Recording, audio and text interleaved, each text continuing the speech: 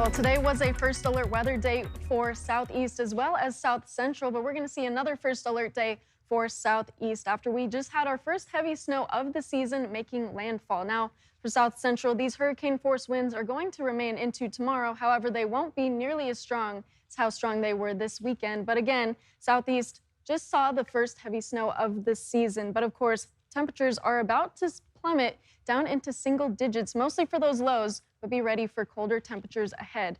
Now, I did want to tell you all about what's going on in the atmosphere and this high pressure system right over the Seward Peninsula. This is what's been bringing in those sunny and clear skies across western Alaska as well as into the interior.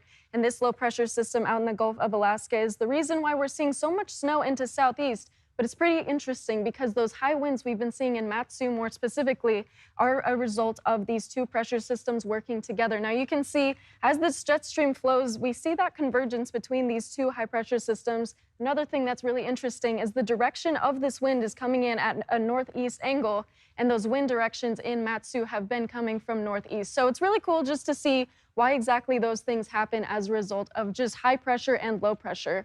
Now, across the state, you can see that high pressure working to keep clear skies and dry conditions into the interior, and that's starting to shift into South Central. But out in Southeast, expect a little bit more snow to continue to push on overnight and continuing into tomorrow morning. Now, just checking it out, it's going to clear up a little bit more into tomorrow morning. That's when we start to see those drier conditions into Juneau, but then more snow and rain are pushing down into the southern portion of the Panhandle. So it's starting to clear out as we get into tomorrow afternoon more specifically, but still expect to see a little bit more snow pushing through for Southeast as we get ahead into tomorrow.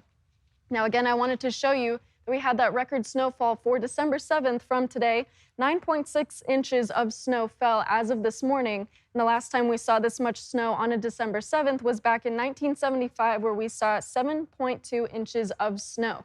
Now, we are, again, expecting to see just a little bit more of that snow continuing to push on overnight tonight. You can already see another about 7-ish inches are expected in Juneau. However, more of that is going to be for the higher elevation regions. Only a couple more inches expected in areas like Pelican, even into Sitka and Petersburg.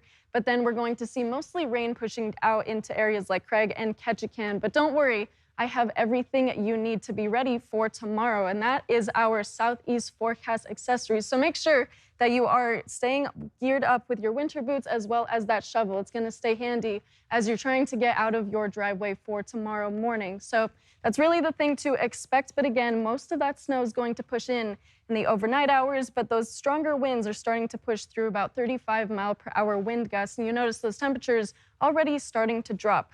Now, for the Fairbanks and into the interior, these negative temperatures already in Fort Yukon, nearly 40 degrees below zero, but mostly sunny skies across the region.